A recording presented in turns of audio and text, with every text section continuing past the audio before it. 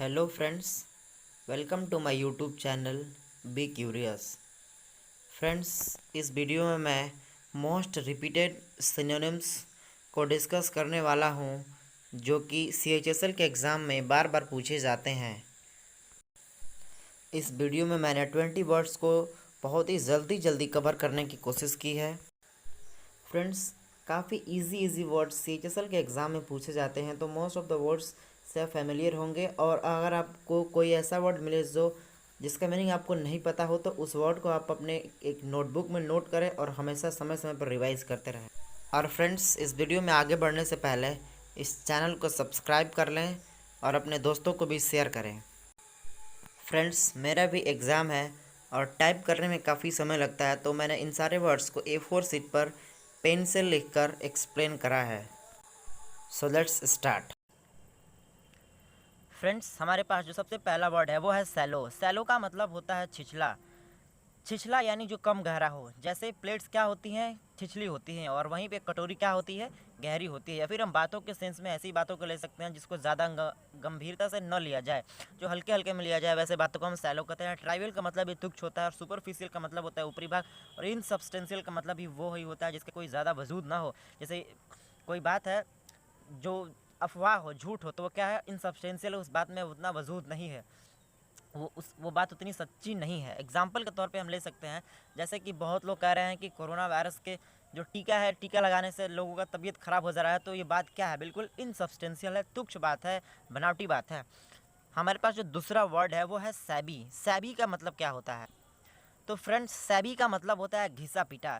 जो ऐसे ऐसे वस्तु जिसको बहुत ज़्यादा यूज करने से क्या हो गया हो, पुराना हो गया हो, घिस पीट गया हो। जैसे कोई कपड़ा क्या होता है, कपड़ा पुराना हो जाता है तो वो पहनने लायक नहीं होता है, वो बहुत ज़्यादा उपयोग से घिस पीट जाता है। इम्पेयर्ड भी वही होता है। इम्पेयर्ड का मतलब जो अच्छा ना हो, सुसज्जित तरीके से ना हो। और मिजरेबल का मतलब होता है दयनीय। तो आप रिलेट कर पा रहे होंगे, जैसे सैबी का मतलब होता है घिसा पीटा, तो वो भी दया के योग्य होता है, यानी हम कह सकते हैं कि वो भी क्या होता है, मिजरेबल होता है, दयनीय दशा में चला जाता है। मान लीजिए कोई कपड़ा है, बहुत पहन चुके हैं, फिर कोई कार है, कार वो बहुत पुरानी हो गई, तो हम कह सकते हैं कि इस कार की स्थिति दयनीय हो गई। तो यहाँ से हम ले सकते हैं कि मिजरेबल, इम्पेयर्ड, सैबी आपस में सिनोनिम है। सैलो, ट्राइबल, सुपरफिशियल, इनसब्सटेंशियल आपस में सिनोनिम है। तीसरा वर्ड जो हमारे पास है वो है सार्केस्टिक।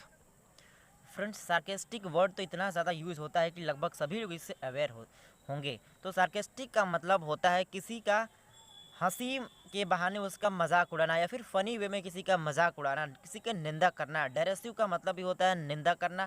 आयरोनिकल का मतलब होता है विडम्बनीय। इन्वेक्टिव का मतलब होता है, साधारण भाषा में इसका मतलब होता है गाली, यानी निंदा करना। आयरोनिकल, डेरेसिव, सार्केस्टिक इस तरह से आपस में सिनोनिम है। सैल्यूटरी, फोर्थ वर्ड हमारे पास है। सैल्यूटरी का मतलब होता है स्वास्थ्यवर्धक। होलसम का मतलब भी वही होता है।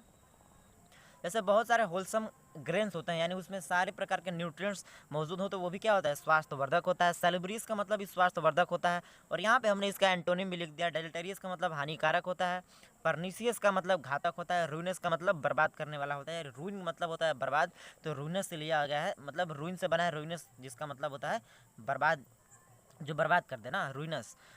फिफ्थ हमारे पास है थ्रॉन्ग। थ्रॉन्ग का मतलब होता है भीड़, जहाँ पे बहुत सारे लोग इकट्ठा हो जाते हैं, उसको हम क्या कहते हैं, थ्रॉन्ग कहते हैं। कांग्रीगेशन का मतलब होता है मंडली। जैसे बहुत सारे लोग एक जगह जुट गए, तो वहाँ पे क्या हो गया, कांग्रेगेशन हो गया। असेंबली से तो सभी लोग परिचित होंगे। असेंबली मतलब जैसे जैसे कोई असेंबली हॉल होती है, तो वहाँ पे लोग क्या होते हैं, असेंबल्ड हो जाते हैं, यानी भीड़ इकट्ठित कर देते हैं। और मास का मतलब भी भीड़ ही होता है। फ्रेंड्स, हमारे पास सिक्स्थ वर्ड है असर्प। असर्प का मतलब होता है किसी के पद या शक्ति को ज़बरदस्ती हड़प लेना। और सीज का मतलब होता है जैसे बंद कर देना या फिर ताला लगा देना, इस टाइप का। जैसे गवर्नमेंट क्या करते हैं, किसी के बिल्डिंग को सीज कर देती है, तो यहाँ से असर्प और सीज का आप मीनिंग समझ सकते हैं।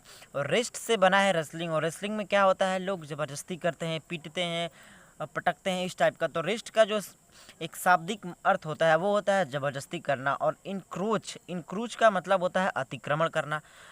नेक्स्ट वर्ड है सेवेंथ, इंडोर्स। इंडोर्स का मतलब होता है अपना समर्थन दिखाना।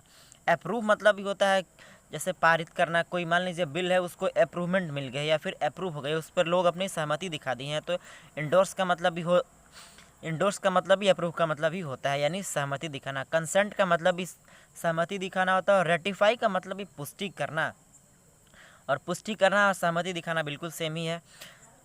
ब्लैंड, ब्लैंड का मतलब होता है जो उतना इंटरेस्टिंग ना हो, यानी बोरिंग टाइप का होता है ब्लैंड का मतलब। और माइल्ड का मतलब भी वही सिमिलरली होता है, सामान्य टाइप का, जिसमें उतना इंटरेस्ट ना हो, या फिर हम कह सकते हैं पुराना हो। ऑर्डिनरी का मतलब भी सामान्य है, ऑर्डिनरी चीज़ें में भी लोगों का उतना इंटरेस्ट ना होता है। और इस सिमिलरली इसका मीनिंग है सिनोनिम है अनइंटरेस्टिंग। अनइंटरेस्टिंग का मतलब यही वही होता है। और मोनोटोनस का मतलब भी होता है बोरिंग, या फिर जिसमें उतना इंटरेस्ट ना हो। नेक्स्ट वर्ड है नाइन्थ, रिमोर्स। रिमोर्स का मतलब होता है पश्चाताप।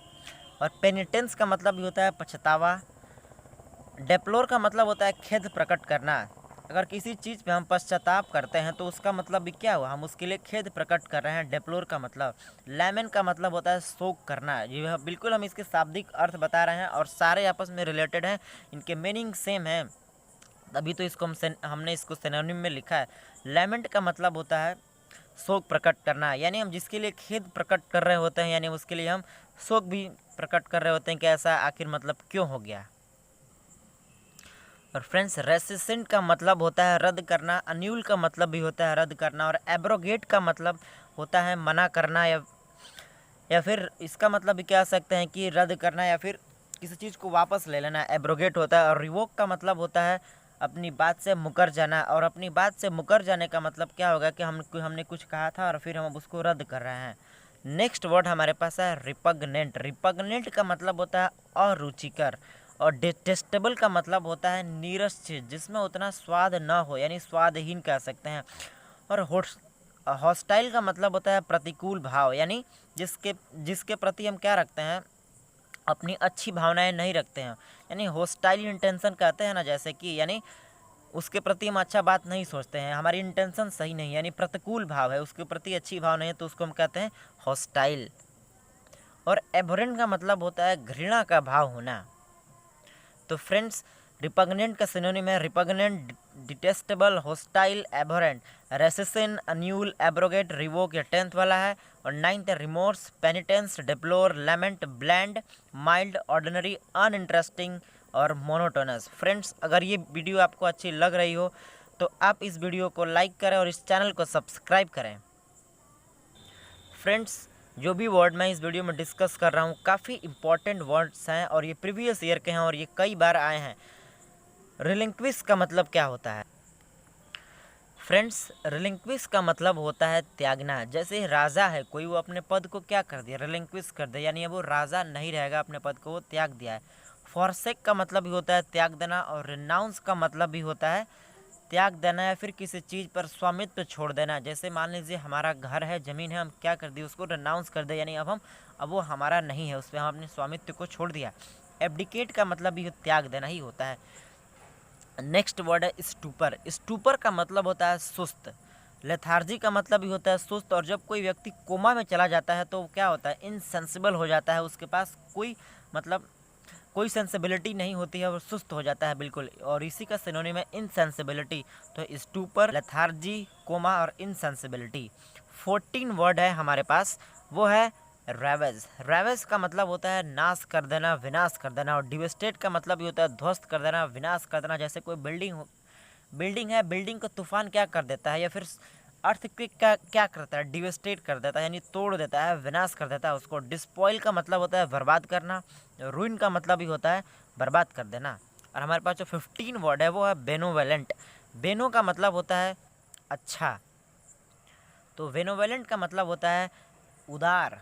लेनियन का मतलब भी होता है उदार। कंसिडरेट का मतलब होता है ऐसा व्यक्ति जो दूसरों के बारे में भी सोचता हो, यानी दयावान हो सकता है, उदार हो सकता है। जैसे कंसिडर से बना है कंसिडरेट, जो किसी चीज़ के बारे में कंसिडर करता है, यानी उसके बारे में सोचता है, उसका केयर करता है।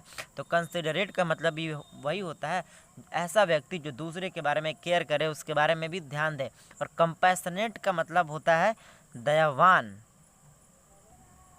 तो फ्रेंड्स, अगर आप किसी भी कॉम्पिटिटिव एग्ज़ाम की तैयारी करते हैं तो इस चैनल को सब्सक्राइब ज़रूर करें और लाइक करें और अपने फ्रेंड के साथ भी इसे शेयर करें। फ्रेंड्स, आप इस वीडियो को 2 से 3 बार रिवाइज करेंगे तो आपको सारे वर्ड्स याद हो जाएंगे और उससे भी अच्छा ये होगा कि आप इन सारे वर्ड्स को, जो भी वर्ड आपके लिए नया लगे, उसको आप अपने एक नोटबुक में नोट करिए और उसको समय समय पर रिवाइज करते रहिए। फ्रेंड्स, वीडियो देखना काफ़ी लंबा समय लगता है, यानी ज़्यादा समय लगता है, और हम उसी चीज़ को अपने नोटबुक में नोट करके रखे होंगे तो हमें रिवाइज करने में बिल्कुल कम समय लगता है, यानी उसके आधे से भी ज़्यादा समय हम अच्छे से उसे रिवाइज कर सकते हैं। तो रिवीजन इज़ द की मंत्र ऑफ सक्सेस। आप जब तक रिवाइज नहीं करेंगे मल्टीपल टाइम्स, आपको याद नहीं हो पाएगा, क्योंकि इसमें कुछ ट्रिक नहीं है या फिर कोई वैसा चीज़ इंटरेस्टिंग नहीं है या फिर हम कोई लिंक नहीं है जो आपको वोकैबुलरी याद हो सके। वोकैबुलरी याद करने का सिर्फ और सिर्फ रिवीजन ही एक तरीका है। तो हमारे पास जो 16 वर्ड है वो है स्क्वैलिड, और स्क्वैलिड का मतलब होता है मैला या फिर गंदा, और ओडियस का मतलब भी वही होता है, गंदा या फिर मैला होता है। फिल्दी, फिल्दी मतलब जैसे मड होता है ना, मड यानी कीचड़, उस टाइप का गंदा को हम फिल्दी कहते हैं। अनटैडी मतलब भी जो साफ़ सुथरा ना हो। तो 16 है स्क्वैलिड, ओडियस, फिल्दी, अनटैडी, इन सारे का मतलब होता है गंदा या फिर मैला हम कह सकते हैं, जो साफ़ सुथरा ना हो। जैसे कि किसी के कपड़े अनटैडी हो सकते हैं, फिल्दी हो सकते हैं, स्क्वैलिड भी हो सकता है। 17 वर्ड है स्पोरेडिक। स्पोरेडिक का मतलब होता है छिटपुट। जैसे बारिश क्या होती है, छिटपुट होती है। जैसे कि क्या, या फिर हम कह सकते हैं कि रुक रुक कर भी इसका मतलब होता है स्पोरेडिक का मतलब। जैसे कभी बारिश होती है, कुछ देर होती है, फिर कुछ देर नहीं होती है, तो इस टाइप के जब हो इसको हम कहते हैं स्पोरेडिक। इसका सिनोनिम है इंटरमिटेंट। इसका मतलब भी होता है रुक रुक कर, और स्कैटर्ड का मतलब भी होता है लगातार नहीं, यानी कंटिन्यूअस नहीं, उसको हम क्या कहते हैं स्कैटर्ड। और इनफ्रीक्वेंट का तो आप समझ ही रहे होंगे, फ्रीक्वेंट्स मतलब होता है लगातार, और इनफ्रीक्वेंट का मतलब होता है लगातार नहीं। तो आप इसे याद कर लीजिए, स्पोरेडिक, इंटरमिटेंट, स्कैटर्ड और इनफ्रीक्वेंट। हमारे पास जो 18th वर्ड है वो है स्पॉन्टेनियस। स्पॉन्टेनियस का मतलब होता है, तो स्पॉन्टेनियस का मतलब होता है ऐसा कार्य जो स्वतः हो। जैसे आपने कभी सुना होगा spontaneous emission of alpha rays, यानी अल्फ़ा रेज जो स्वतः निकल रही हों। जैसे कभी कभी होता है न्यूक्लियस के अंदर अनबैलेंस फोर्सेस हो जाते हैं, तो वो क्या करता है, अपने अंदर से कुछ इमिशंस को निकालता है ताकि वो बैलेंस हो सके न्यूक्लियस। तो वो क्या होता है, उसे कोई करता नहीं है, वह स्वतः होता है। ऐसे एक्शंस को हम स्पॉन्टेनियस कहते हैं, यानी जो खुद से हो, जिस पर कोई किसी का वश ना हो। इंस्टिक्टिव, इंस्टिक्टिव का मतलब होता है, और इंस्टिक्टिव का मतलब भी वही होता है जिसको कोई मतलब जो कोई खुद से करता हो। जैसे कि कोई उसे कुछ बताया ना हो, समझाया ना हो, वो खुद से उस चीज़ को जान गया हो, या फिर वो जब वो पैदा हुआ हो तो उसके साथ वो चीज़ें रिलेटेड हों। जैसे एनिमल्स को अपने बच्चों को केयर करना, उनको दूध पिलाना, या फिर इस टाइप की चीज़ें कोई सिखाता ना हो, वो उनके साथ इंस्टिक्टिव होती है। वो जब से पैदा होते हैं उनके साथ वो क्वालिटीज़ जुड़ी होती हैं। फिर सारे जितने भी यहाँ पे एनिमल्स हैं हमारे यूनिवर्स में, उनको उनके इंस्टिंक्ट में, यानी कुछ ऐसी बातें उनको पता होती हैं जो सबको बताना नहीं पड़ता है। ऐसी चीज़ों को हम इंस्टिक्टिव कहते हैं। अनफोर्स्ड मतलब जिसको कोई फोर्स लगा के स्टार्ट नहीं कर रहा हो, इस टाइप की चीज़ों का अनफोर्स्ड करते हैं। और वॉलंटरी का मतलब भी होता है स्वतः, यानी जैसे कि मान लीजिए हम किसी कार्य को अपनी इच्छा से कर रहे हैं तो वो क्या हो गया, वॉलंटरी एक्शन हो गया। यहाँ पे TARY है, यानी जिसे कोई फोर्स करके नहीं करवा रहा है। जैसे मैं यूट्यूब वीडियोस बना रहा हूँ तो ये मैं खुद से बना रहा हूँ, कोई मुझसे ऐसा नहीं कर रहा है कि नहीं तुम बनाओ, तो क्या हो गया, मेरे द्वारा ये वॉलंटरी एक्शन है। फ्रेंड्स, हमारे पास जो 19 वर्ड है वो है विल्ट। विल्ट का जो वास्तविक यानी शाब्दिक अर्थ होता है वो होता है कुम्हला जाना या फिर मुरझा जाना। जैसे कोई पौधा में अगर हम पानी नहीं देंगे बहुत दिनों तक तो क्या हो जाएगा, उसकी पत्तियाँ मुरझा जाएंगी, कुम्हला जाएंगी। और विदर का मतलब भी वही होता है, सिमिलरली कुम्हला जाना या फिर मुरझा जाना। जैसे किसी मान लीजिए गुलाब के फूल को हमने तोड़ दिया हो तो क्या हो जाएगा, वो मुरझा जाएगा, विदर हो जाएगा। और स्मदर का वास्तविक जो अर्थ होता है वो होता है किसी व्यक्ति को ऑक्सीजन की कमी से मार देना। या फिर इसका वास्तविक अर्थ ये होता है कि कोई व्यक्ति है, उसके चेहरे पर जैसे कोई कपड़ा या फिर तकिया से क्या करते हैं, और उसको हम दबा करके उसे मार देते हैं, जिससे कि उसके शरीर में ऑक्सीजन की कमी से उसको मृत्यु हो जाए, उसको हम विदर कहते हैं।